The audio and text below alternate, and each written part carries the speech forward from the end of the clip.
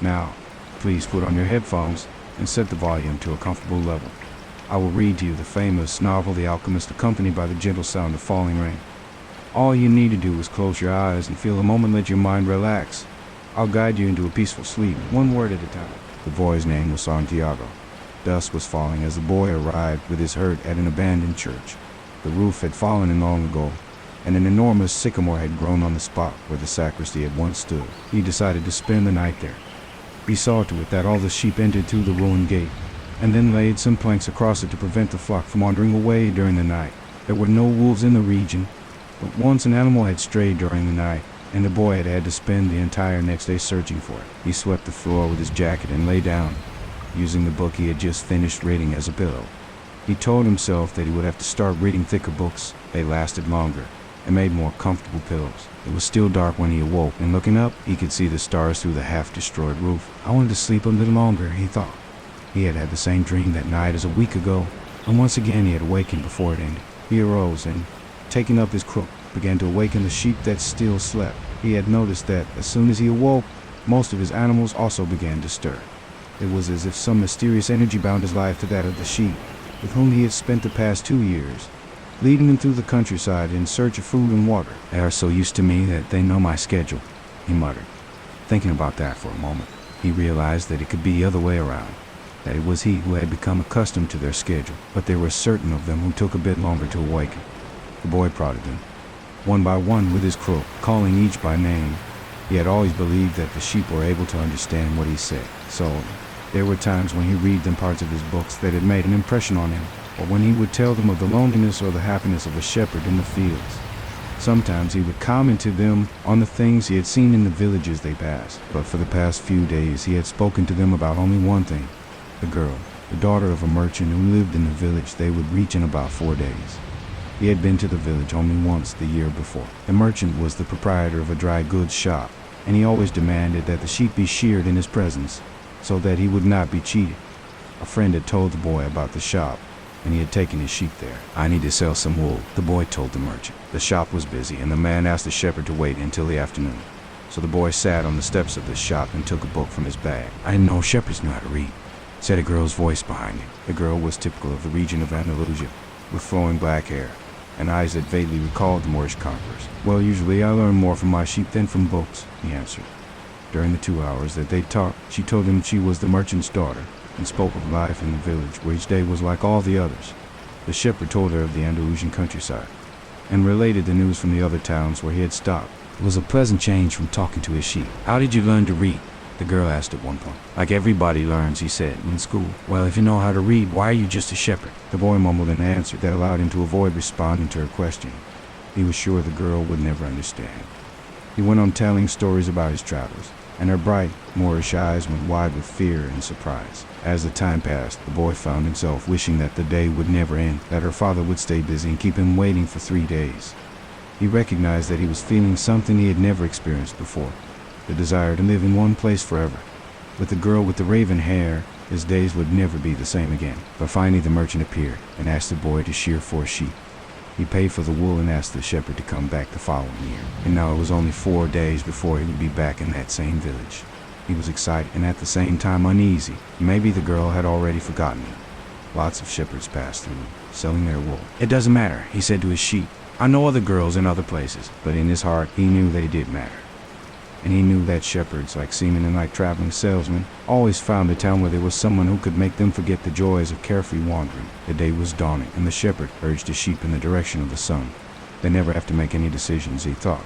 Maybe that's why they always stay close to me. The only things that concerned the sheep were food and water.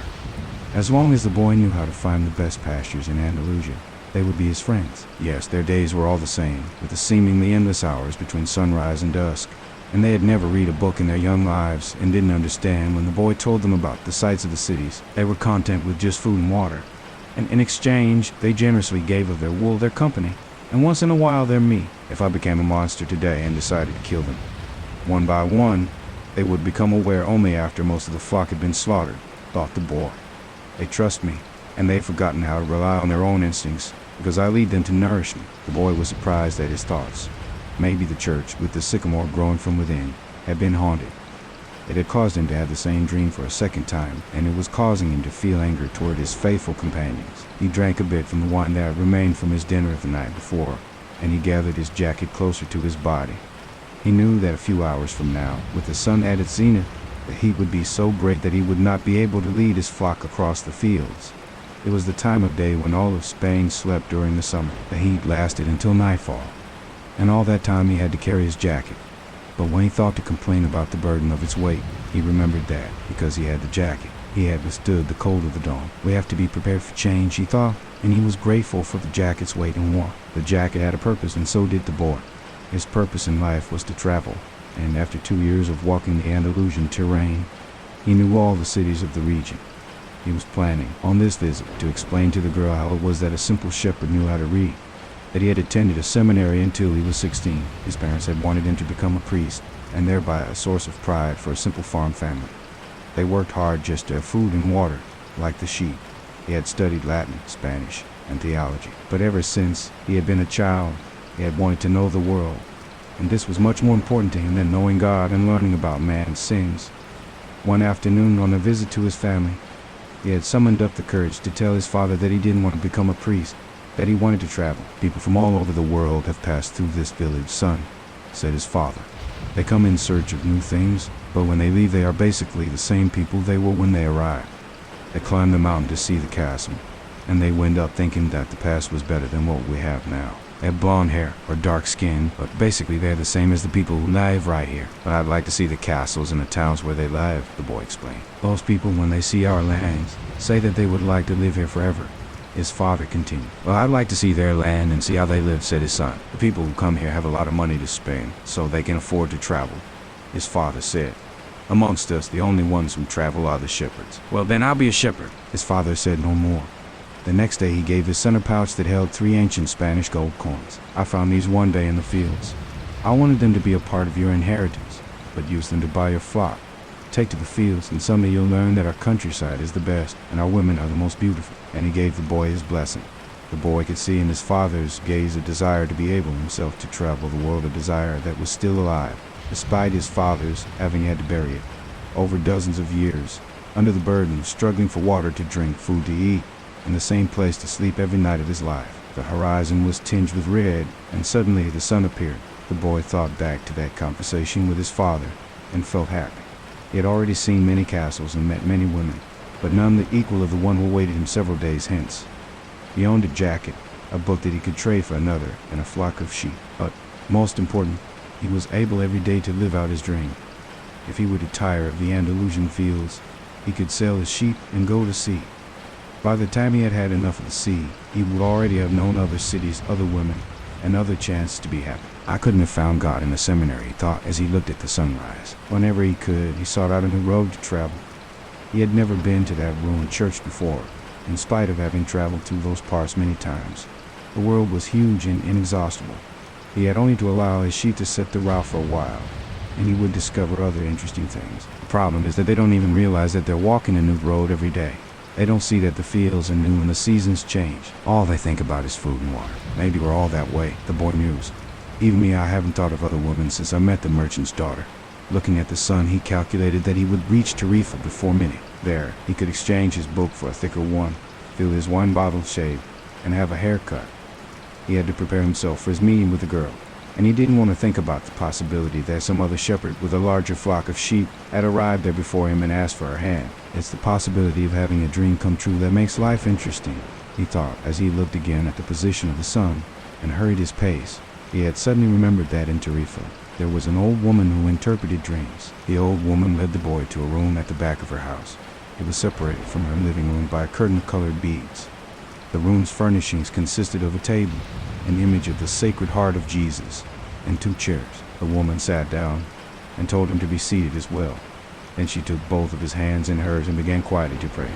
It sounded like a gypsy prayer.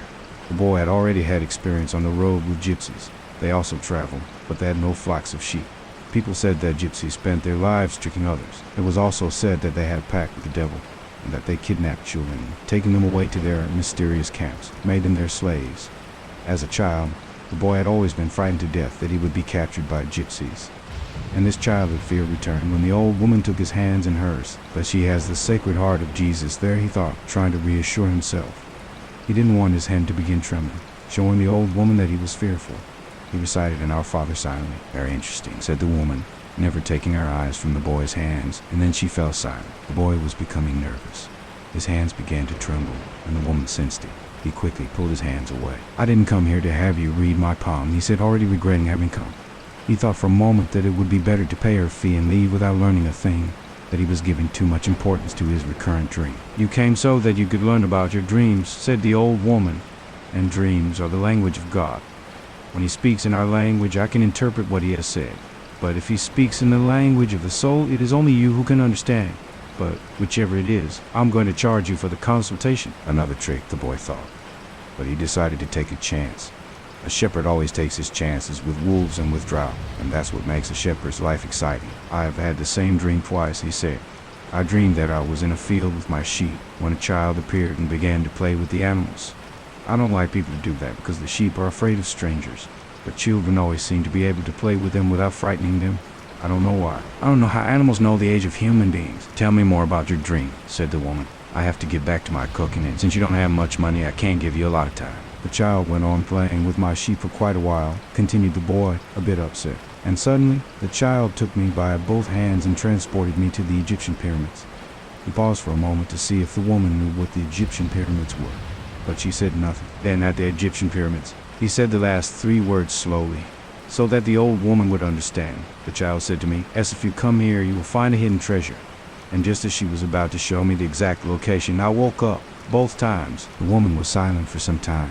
Then she again took his hands and studied them carefully. "I'm not going to charge you anything now," she said, "but I want 1/10 of the treasure if you find it." The boy laughed out of happiness. He was going to be able to save the little money he had because of a dream about hidden treasure. "Well, interpret the dream," he said. "First, swear to me. Swear that you will give me 1/10 of your treasure in exchange for what I'm going to tell you." The shepherd swore that he would. The old woman asked him to swear again while looking at the image of the Sacred Heart of Jesus. "It's a dream in the language of the world," she said. "I can interpret it, but the interpretation is very difficult. That's why I feel that I deserve a part of what you find. And this is my interpretation. You must go to the pyramids in Egypt. I have never heard of them, but if it was a child who showed them to you, they exist. There you will find a treasure that will make you a rich man." The boy was surprised and then irritated. He didn't need to seek out the old woman for this, but then he remembered that he wasn't going to have to pay anything. "I didn't need to waste my time just for this," he said. "I told you that your dream was a difficult one. It's the simple things in life that are the most extraordinary. Only wise men are able to understand them. And since I'm not wise, I have had to learn other arts such as the reading of palms. Well, how am I going to get to Egypt? I only interpret dreams. I don't know how to turn them into reality. That's why I have to live off what my daughters provide me with. And what if I never get to Egypt? And I don't get paid? It wouldn't be the first time." And the woman told the boy to leave, saying she had already wasted too much time with him. So the boy was disappointed. He decided that he would never again believe in dreams. He remembered that he had a number of things he had to take care of. He went to the market for something to eat. He traded his book for one that was thicker, and he found a bench in the plaza where he could sample the new wine he had bought. The day was hot, and the wine was refreshing. The sheep were at the gates of the city, in a stable that belonged to a friend. The boy knew a lot of people in the city. That was what made traveling appeal to him. He always made new friends, and he didn't need to spend all of his time with them. When someone sees the same people every day, as had happened with him at the seminary, they wind up becoming a part of that person's life. And then they want the person to change. If someone isn't what others want them to be, the others become angry. Everyone seems to have a clear idea of how other people should lead their lives, but none about his or her own. He decided to wait until the sun had sunk a bit lower in the sky before following his flock back to the fields. 3 days from now, he would be with the merchant's daughter. He started to read the book he had bought. On the very first page, it described a burial ceremony, and the names of the people involved were very difficult to pronounce. If he ever wrote a book, he thought, he would present one person at a time, so that the reader wouldn't have to worry about memorizing a lot of names. When he was finally able to concentrate on what he was reading, he liked the book better. The burial was on a snowy day, and he welcomed the feeling of being cold. As he read on, an old man sat down at his side and tried to strike up a conversation. "What are they doing?" the old man asked, pointing at the people in the plaza. "Working," the boy answered dryly, making it look as if he wanted to concentrate on his reading. Actually, he was thinking about shearing his sheep in front of the merchant's daughter, so that she could see that he was someone who was capable of doing difficult things. He had already imagined the scene many times. Every time, the girl became fascinated when he explained that the sheep had to be sheared from back to front. He also tried to remember some good stories to relate as he sheared the sheep. Most of them he had read in books, but he would tell them as if they were from his personal experience. She would never know the difference, because she didn't know how to read. Meanwhile, the old man persisted in his attempt to strike up a conversation. He said that he was tired and thirsty, and asked if he might have a sip of the boy's wine. The boy offered his bottle, hoping that the old man would leave him alone, but the old man wanted to talk, and he asked the boy what book he was reading. The boy was tempted to be rude and moved to another bench, but his father had taught him to be respectful of the elder. So he held out the book to the man for two reasons. First, that he himself wasn't sure how to pronounce the title, and second, that if the old man didn't know how to read, he would probably feel ashamed and decide of his own accord to change benches. Said the old man, looking at all sides of the book, as if it were some strange object. This is an important book, but it's really irritating. The boy was shocked. The old man knew how to read, and had already read the book, and if the book was irritating, as the old man had said, the boy still had time to change it for another. It's a book that says the same thing almost all the other books in the world say, continued the old man. It describes people's inability to choose their own personal legends, and it ends up saying that everyone believes the world's greatest lie. What's the world's greatest lie? The boy asked, completely surprised. It's this, that at a certain point in our lives, we lose control of what's happening to us, and our lives become controlled by fate. That's the world's greatest lie. That's never happened to me, the boy said. They wanted me to be a priest, but I decided to become a shepherd. Much better, said the old man, because you really like to travel. You knew what I was thinking, the boy said to himself. The old man, meanwhile, was leafing through the book without seeming to want to return it at all. The boy noticed that the man's clothing was strange. He looked like an Arab, which was not unusual in those parts. Africa was only a few hours from Tarifa. One had only to cross the narrow straits by boat. Arabs often appeared in the city, shopping and chanting their strange prayers several times a day. Where are you from? The boy asked. From many places. No one can be from many places, the boy said. I'm a shepherd, and I have been to many places, but I come from only one place, from a city near an ancient castle. That's where I was born. Well, then we could say that I was born in Salem. The boy didn't know where Salem was, but he didn't want to ask, fearing that he would appear ignorant. He looked at the people in the plaza for a while. They were coming and going, and all of them seemed to be very busy. So, what is Salem like? He asked, trying to get some sort of clue. It's like it always has been. No clue yet, but he knew that Salem wasn't in Andalusia. If it were, he would already have heard of it. And what do you do in Salem? He insisted. What do I do in Salem? The old man laughed. Well, I'm the king of Salem. People say strange things, the boy thought. Sometimes it's better to be with the sheep, who don't say anything, and better still to be alone with one's books. They tell their incredible stories at the time when you want to hear them. But when you're talking to people, they say some things that are so strange that you don't know how to continue the conversation. My name is Melchizedek, said the old man. How many sheep do you have? Enough, said the boy. You could see that the old man wanted to know more about his life. Well, then we got a problem. I can't help you if you feel you've got enough sheep. The boy was getting irritated. He wasn't asking for help. It was the old man who had asked for a drink of his wine and had started the conversation. Give me my book, the boy said. I have to go and gather my sheep and get going. Give me 1/10 of your sheep, said the old man, and I'll tell you how to find the hidden treasure. The boy remembered his dream, and suddenly everything was clear to him. The old woman hadn't charged him anything, but the old man, maybe he was her husband, was going to find a way to get much more money in exchange for information about something that didn't even exist. The old man was probably a gypsy too, but before the boy could say anything, the old man leaned over, picked up a stick, and began to write in the sand of the plaza. Something bright reflected from his chest with such intensity that the boy was momentarily blinded. With a movement that was too quick for someone his age, the man covered wherever it was with his K. When his vision returned to normal, the boy was able to read what the old man had written in the sand. There, in the sand of the plaza of that small city, the boy read the names of his father and his mother, and the name of the seminary he had attended. He read the name of the merchant's daughter, which he hadn't even known, and he read things he had never told anyone. I'm the king of Salem, the old man had said. Why would a king be talking with a shepherd? The boy asked, odd and embarrassed. For several reasons, but let's say that the most important is that you have succeeded in discovering your personal legend. The boy didn't know what a person's personal legend was. It's what you have always wanted to accomplish. Everyone, when they are young, knows what their personal legend is. At that point in their lives, everything is clear and everything is possible. They are not afraid to dream and to yearn for everything they would like to see happen to them in their lives. But as time passes, a mysterious force begins to convince them that it will be impossible for them to realize their personal legend. None of what the old man was saying made much sense to the boy, but he wanted to know what the mysterious force was.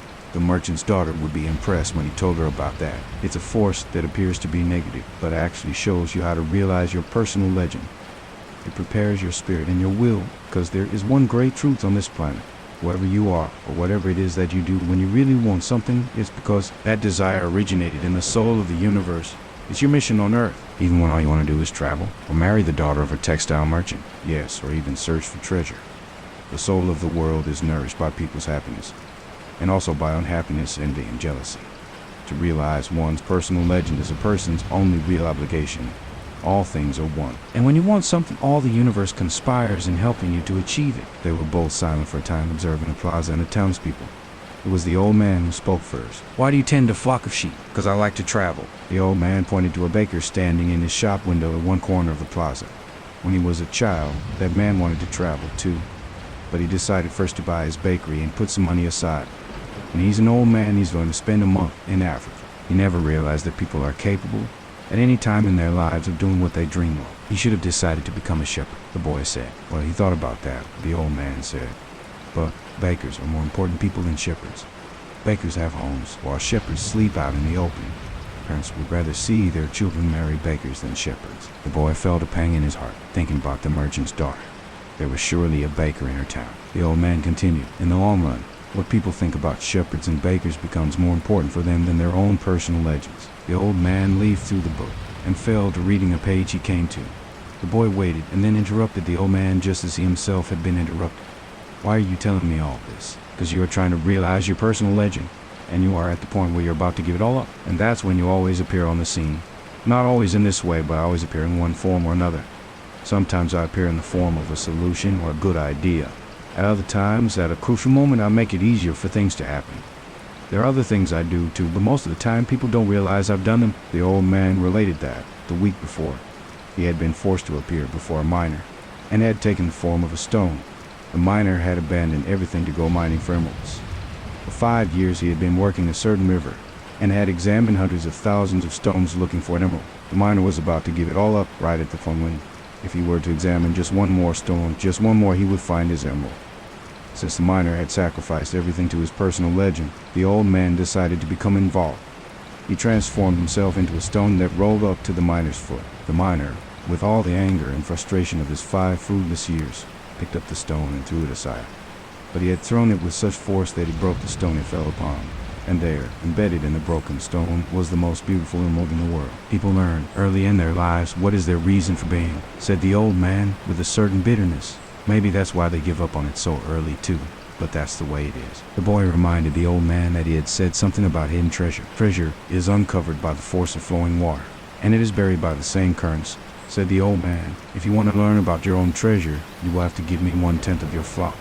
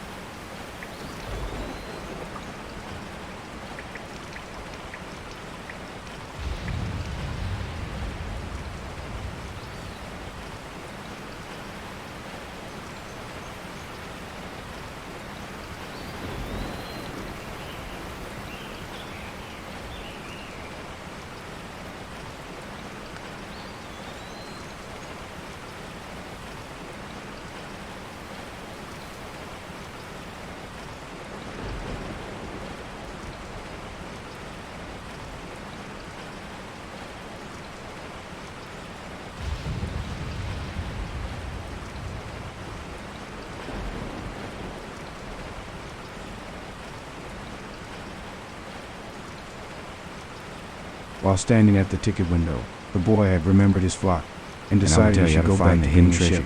Good. In 2 years, he had learned everything about shepherds. The boy began again to read his book. How to care for prey. He was no longer able to concentrate the sheep from wolves. He was tense and upset. He knew all the fields and pastures. He knew that the old man was right. He knew what was the fair price for every bakery and bought a loaf of bread. He decided about whether or not he should tell the baker what the old man had said about him. Sometimes he walked past the city's castle. He interrupted his return and decided to say stone ramp that led to the top of the wall. The baker would spend 3 days thinking about giving it all up. Someone had once told him that it was from the way the Moors had come. The boy could certainly resist causing that kind of anxiety from where he sat. So he began to wander through the plaza where he found himself the old man, curse There the was a moment small I met building that that old old man window thought which people bought he had come to tickets the to town Africa. only to find a And he woman knew who could that interpret his Egypt was in dream. Africa. Can I help Neither you? the woman nor Asked the the old man man behind was the at all window. impressed Maybe by tomorrow, the fact that he was said a the shepherd. boy, moving They were away. solitary If he individuals sold who just no one of longer his sheep, believed in he'd have things enough to and get didn't to the other understand shore that of the shepherds stream. become attached The to their idea sheep. frightened him. He knew Another everything dreamer about each said member the of his ticket flock. seller to his He knew assistant, which ones watching the were boy lame, walk which away. one was to give He birth doesn't 2 have months enough from money to now, travel. and which were the laziest. He knew How to shear them and how to slaughter them. If he ever decided to leave them, they would suffer. The wind began to pick up. he knew that wind. People called it the Levanter, because on it the Moors had come from the Levant at the eastern end of the Mediterranean. The Levanter increased in intensity. Here I am, between my flock and my treasure, the boy thought. He had to choose between something he had become accustomed to and something he wanted to have. It was also the merchant's daughter, but she wasn't as important as his flock because she didn't depend on him. Maybe she didn't even remember him. He was sure that it made no difference to her on which day he appeared. For her, every day was the same. And when each day is the same as the next, it's because people fail to recognize the good things that happen in their lives every day that the sun rises. I left my father, my mother, and the town castle behind. They have gotten used to my being away, and so have I. The sheep will get used to my not being there, too, the boy thought. From where he sat, he could observe the plaza. People continued to come and go from the baker's shop. A young couple sat on the bench where he had talked with the old man, and they kissed. That baker, he said to himself, without completing the thought. The Levanter was still getting stronger, and he felt its force on his face. That wind had brought the Moors, yes, but it had also brought the smell of the desert and the veiled women. It had brought with it the sweat and the dreams of men who had once left to search for the unknown, and for gold and adventure, and for the pyramids. The boy felt jealous of the freedom of the wind, and saw that he could have the same freedom.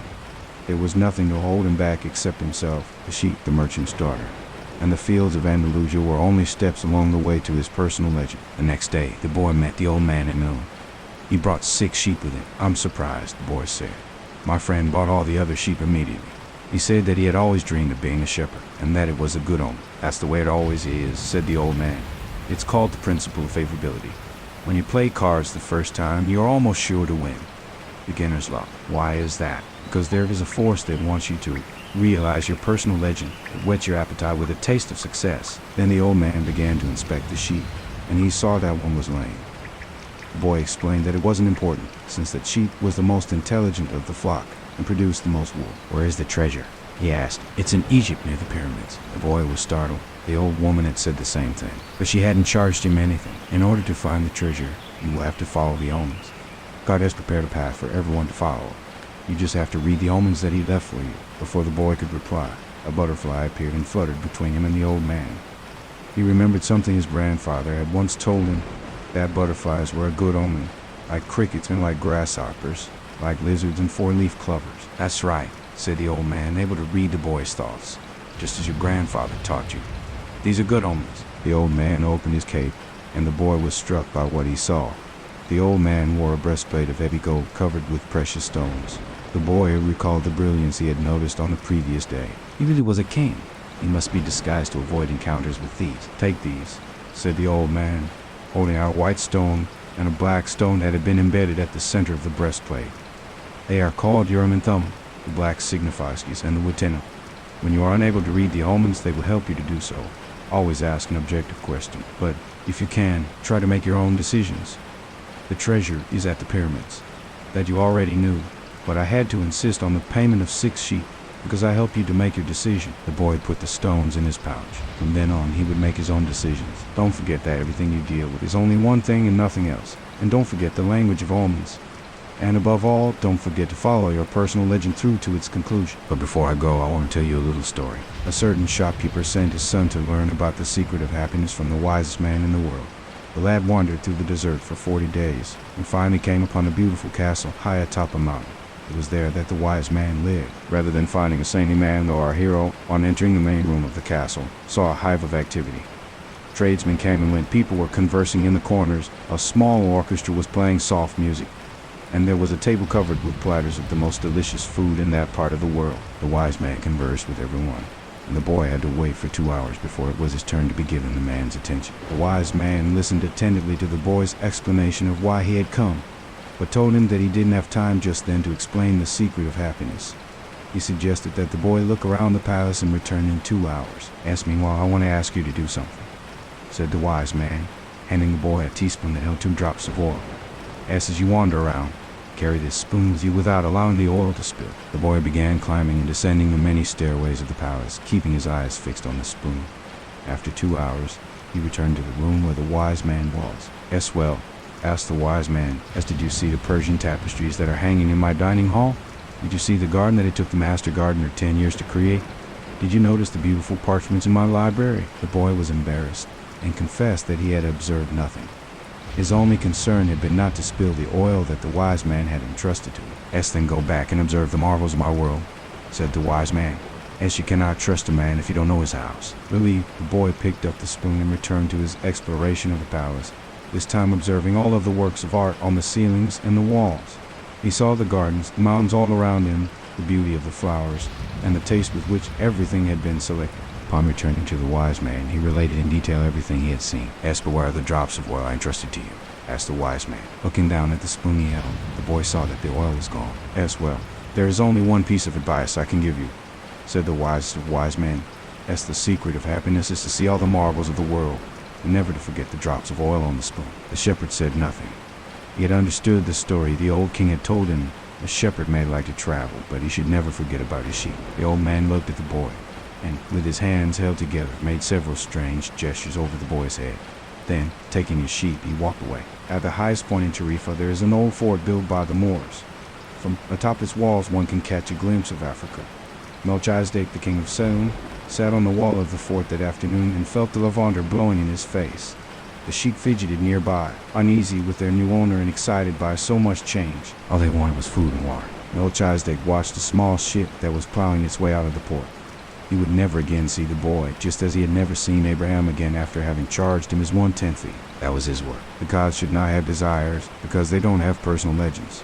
But the king of Salem hoped desperately that the boy would be successful. "It's too bad that he's quickly going to forget my name," he thought. "I should have repeated it for him.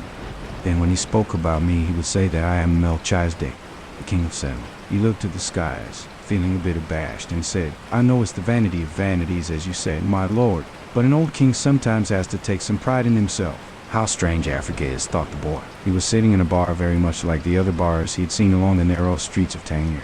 Some men were smoking from a gigantic pipe that they passed from one to the other. In just a few hours he had seen men walking hand in hand, women with their faces covered, and priests that climbed to the tops of towers and chanted as everyone about him went to their knees and placed their foreheads on the ground. A practice of infidels, he said to himself. As a child in church, he had always looked at the image of Saint Santiago Matamoros on his white horse, his sword unsheathed, and figures such as these kneeling at his feet. The boy felt ill and terribly alone. The infidels had an evil look about. Besides this, in the rush of his travels, he had forgotten a detail, just one detail, which could keep him from his treasure for a long time. Only Arabic was spoken in this country. The owner of the bar approached him, and the boy pointed to a drink that had been served at the next table. It turned out to be a bitter tea.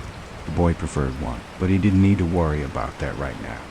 What he had to be concerned about was his treasure, and how he was going to go about getting it. The sale of his sheep had left him with enough money in his pouch, and the boy knew that in money there was magic. Whoever has money is never really alone. For long, maybe in just a few days, he would be at the pyramids. An old man with a breastplate of gold wouldn't have lied just to acquire 6 sheep. The old man had spoken about signs and omens, and as the boy was crossing the strait, he had thought about omens. Yes, the old man had known what he was talking about. During the time the boy had spent in the fields of Andalusia, he had become used to learning which path he should take by observing the ground and the sky. He had discovered that the presence of a certain bird meant that a snake was nearby, and that a certain shrub was a sign that there was water in the area. The sheep had taught him that if God leads the sheep so well, he will also lead a man, he thought, and that made him feel better. The tea seemed less bitter. "Who are you?" he heard a voice ask him in Spanish. The boy was relieved. He was thinking about omens, and someone had appeared. "How come you speak Spanish?" he asked. The new arrival was a young man in Western dress, but the color of his skin suggested he was from this city. He was about the same age and height as the boy. "Almost everyone here speaks Spanish. We're only 2 hours from Spain. Sit down and let me treat you to something," said the boy, and asked for a glass of wine for me. "I hate this tea. There's no wine in this country," the young man said. "The religion here forbids it." The boy told him then that he needed to get to the pyramids. He almost began to tell about his treasure, but decided not to do so. If he did, it was possible that the Arab would want a part of it as payment for taking him there. He remembered what the old man had said about offering something you didn't even have yet. "I'd like you to take me there if you can. I can pay you to serve as my guide." "Do you have any idea how to get there?" the newcomer asked. The boy noticed that the owner of the bar stood nearby, listening attentively to their conversation. He felt uneasy at the man's presence, but he had found a guide and didn't want to miss out on an opportunity. "You have to cross the entire Sahara Desert," said the young man, "and to do that, you need money. I need to know whether you have enough." The boy thought it a strange question, but he trusted in the old man, who had said that when you really want something, the universe always conspires in your favor. He took his money from his pouch and showed it to the young man. The owner of the bar came over and looked as well. The two men exchanged some words in Arabic, and the bar owner seemed irritated. "Let's get out of here," said the new arrival. "He wants us to leave." The boy was relieved. He got up to pay the bill, but the owner grabbed him and began to speak to him in an angry stream of words. The boy was strong and wanted to retaliate, but he was in a foreign country. His new friend pushed the owner aside and pulled the boy outside with him. "You wanted your money," he said. "Tangier is not like the rest of Africa. This is a port, and every port has its thieves." The boy trusted his new friend. He had helped him out in a dangerous situation. He took out his money and counted. "We could get to the pyramids by tomorrow," said the other, taking the money, "but I have to buy 2 camels." They walked together through the narrow streets of Tangier. Everywhere there were stalls with items for sale. They reached the center of a large plaza where the market was held. There were thousands of people there, arguing, selling, and buying. Vegetables for sale amongst daggers, and carpets displayed alongside tobacco. But the boy never took his eye off his new friend. After all, he had all his money. He thought about asking him to give it back, but decided that would be unfriendly. He knew nothing about the customs of the strange land he was in. "I'll just watch him," he said to himself.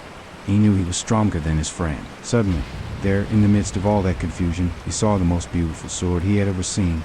The scabbard was embossed in silver, and the handle was black and encrusted with precious stones.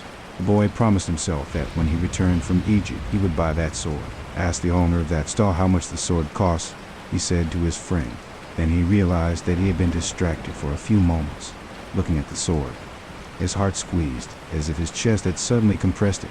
He was afraid to look around, because he knew what he would find. He continued to look at the beautiful sword for a bit longer, until he summoned the courage to turn around. All around him was the market, with people coming and going, shouting and buying, and the aroma of strange foods, but nowhere could he find his new companion. The boy wanted to believe that his friend had simply become separated from him by accident. He decided to stay right there and await his return. As he waited, the priest climbed to the top of a nearby tower and began his chant. Everyone in the market fell to their knees, touched their foreheads to the ground, and took up the chant. And like a colony of worker ants, they dismantled their stalls and left. The sun began its departure as well. The boy watched it through its trajectory for some time, until it was hidden behind the white houses surrounding the plaza. He recalled that when the sun had risen that morning, he was on another continent, still a shepherd with 60 sheep, and looking forward to meeting with a girl. That morning he had known everything that was going to happen to him as he walked through the familiar fields. But now, as the sun began to set, he was in a different country, a stranger in a strange land, where he couldn't even speak the language. He was no longer a shepherd, and he had nothing, not even the money to return and start everything over. All this happened between sunrise and sunset, the boy thought. He was feeling sorry for himself and lamenting the fact that his life could have changed so suddenly and so drastically. He was so ashamed that he wanted to cry. He had never even wept in front of his own sheep, but the marketplace was empty, and he was far from home, so he wept. He wept because God was unfair, and because this was the way God repaid those who believed in their dreams. When I had my sheep, I was happy, and I made those around me happy. People saw me coming and welcomed me, he thought, but now I'm sad and alone. I'm going to become bitter and distrustful of people, because one person betrayed me.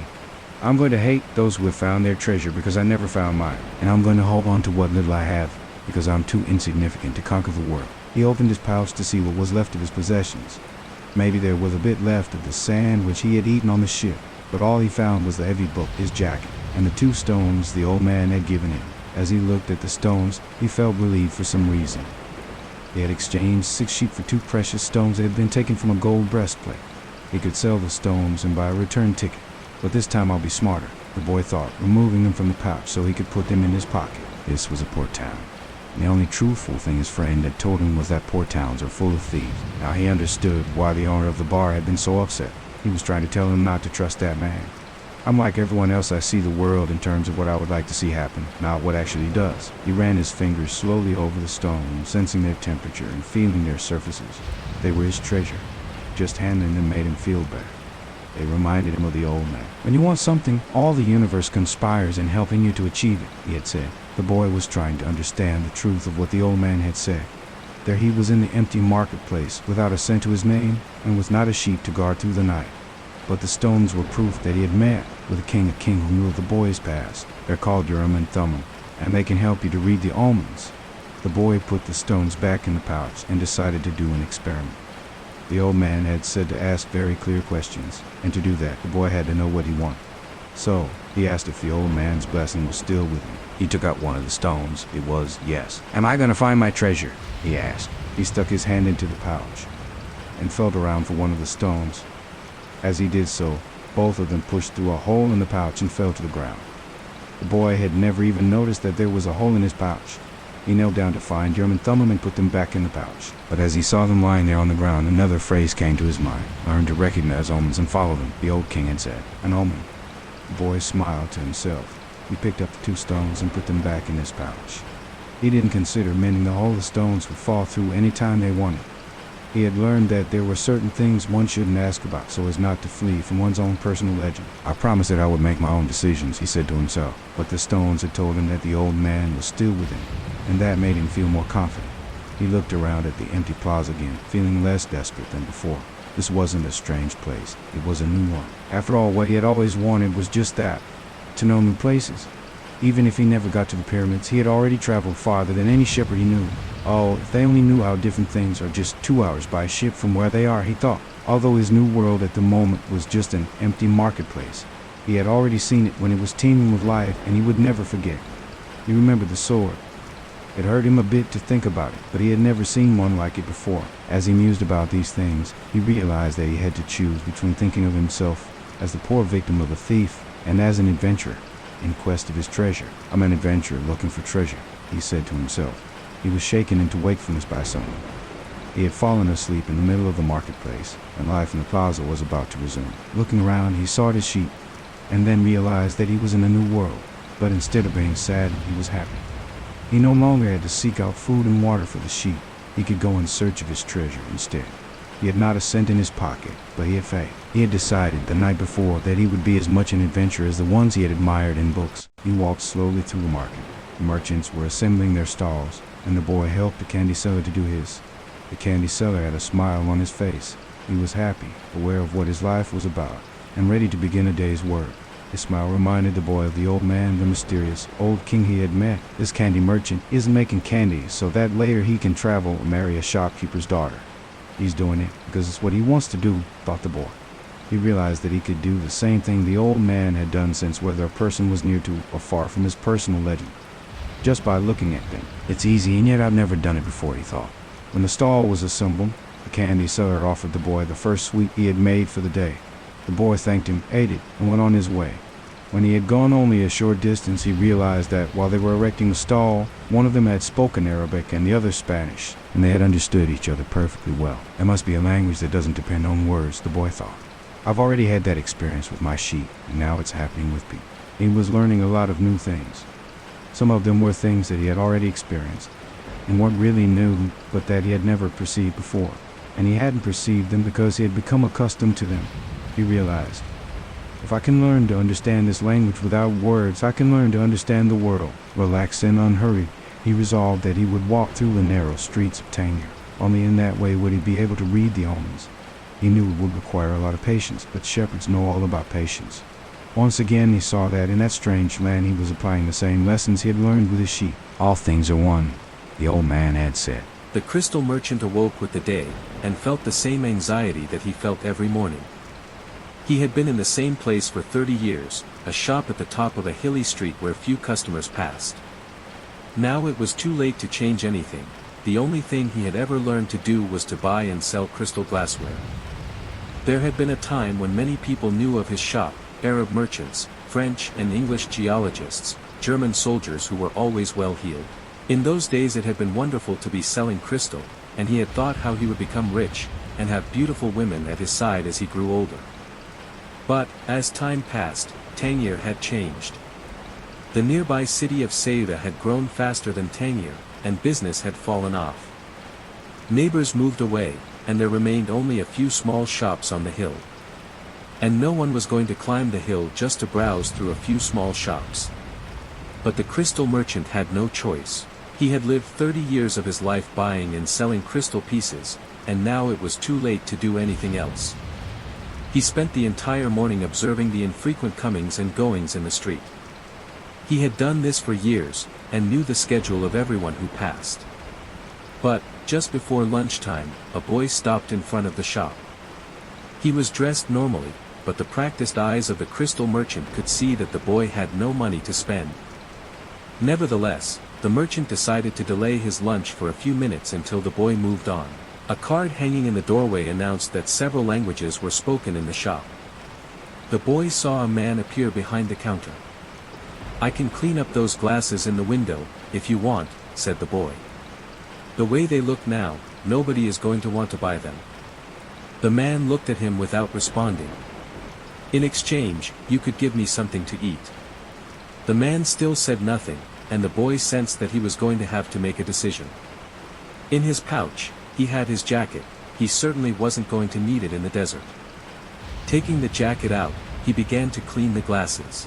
In half an hour, he had cleaned all the glasses in the window, and, as he was doing so, 2 customers had entered the shop and bought some crystal. When he had completed the cleaning, he asked the man for something to eat. "Let's go and have some lunch," said the crystal merchant. He put a sign on the door, and they went to a small cafe nearby. As they sat down at the only table in the place, the crystal merchant laughed. "You didn't have to do any cleaning," he said. "The Quran requires me to feed a hungry person." "Well then, why did you let me do it?" the boy asked. "Because the crystal was dirty. And both you and I needed to cleanse our minds of negative thoughts." When they had eaten, the merchant turned to the boy and said, "I'd like you to work in my shop. 2 customers came in today while you were working, and that's a good omen." "People talk a lot about omens," thought the shepherd. "But they really don't know what they're saying." Just as I hadn't realized that for so many years I had been speaking a language without words to my sheep. "Do you want to go to work for me?" the merchant asked. "I can work for the rest of today," the boy answered. "I'll work all night, until dawn, and I'll clean every piece of crystal in your shop. In return, I need money to get to Egypt tomorrow." The merchant laughed. "Even if you cleaned my crystal for an entire year, even if you earned a good commission selling every piece, you would still have to borrow money to get to Egypt. There are thousands of kilometers of desert between here and there." There was a moment of silence so profound that it seemed the city was asleep. No sound from the bazaars, no arguments among the merchants, no men climbing to the towers to chant. No hope, no adventure, no old kings or personal legends, no treasure, and no pyramids. It was as if the world had fallen silent because the boy's soul had. He sat there, staring blankly through the door of the cafe, wishing that he had died, and that everything would end forever at that moment. The merchant looked anxiously at the boy. All the joy he had seen that morning had suddenly disappeared. "I can give you the money you need to get back to your country, my son," said the crystal merchant. The boy said nothing. He got up, adjusted his clothing, and picked up his pouch. "I'll work for you," he said. And after another long silence, he added, "I need money to buy some sheep."